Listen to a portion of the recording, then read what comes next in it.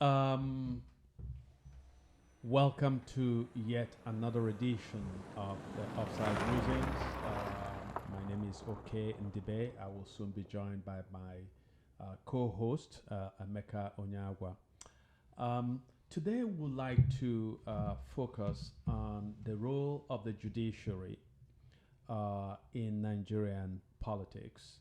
And I'd like to get into this subject particularly through um, a development that happened in late 2021, specifically December uh, 20, 2021. It was on that day that Justice Ekwo of the Federal High Court ruled that Andy Uba of the All Progressives Congress, APC, had not been properly nominated to represent his party in the November 6, 2021 governorship election in Anambra State. The Justice Ekwo, found that indeed the APC had failed to conduct its primary election to select the party's nominee for the governorship election. And basically, what had happened was that somehow Andy Uba had colluded with party officials to announce his name, announce him as the winner of the ticket.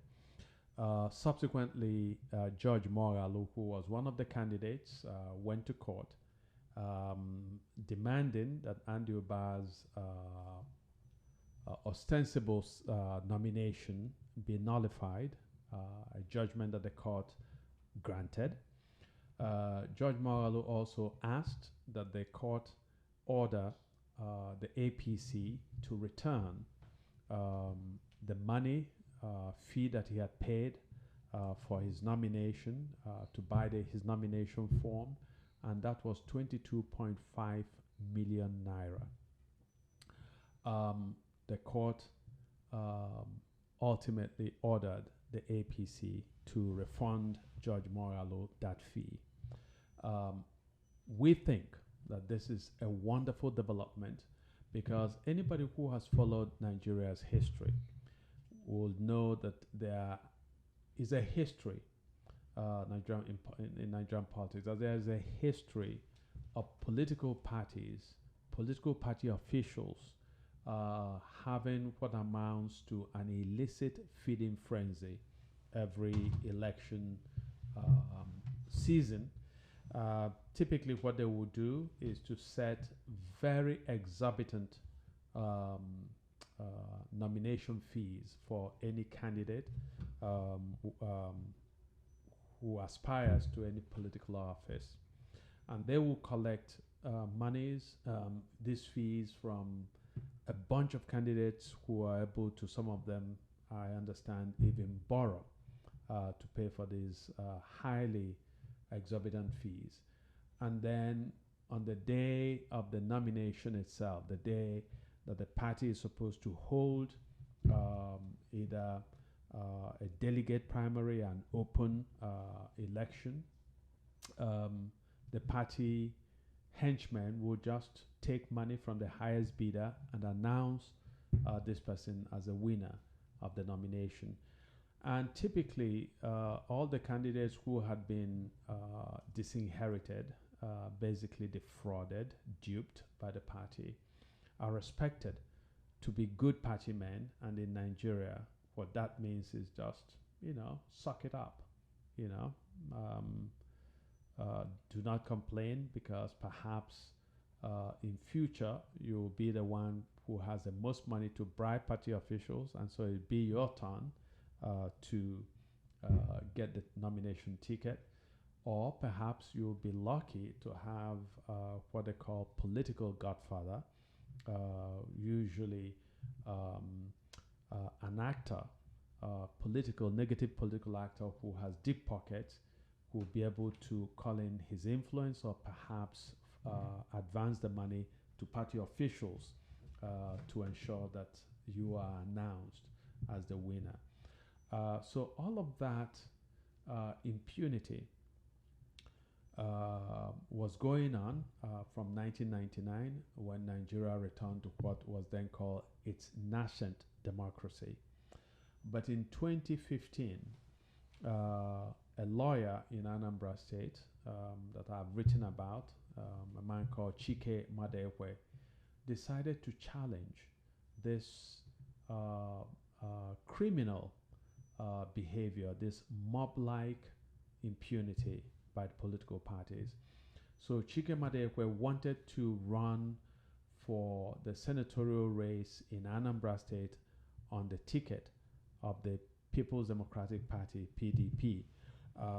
Like other candidates, he paid 4.5 million naira to buy the nomination form.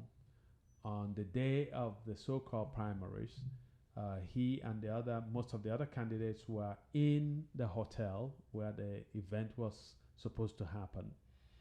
And party officials who had come from Abuja to conduct the election were not there. The next thing they heard was that the party had announced that Uche Ekwunife, one of the candidates, had won a primary that had not taken place. Immediately you'd expect that there will be outrage from all the candidates, that they would say no primary took place and hold the party to account and insist that the party do the right thing. What happened instead was that each of the candidates, went and booked a hotel room and announced that they themselves had won the primary in elections, as I said, that never happened.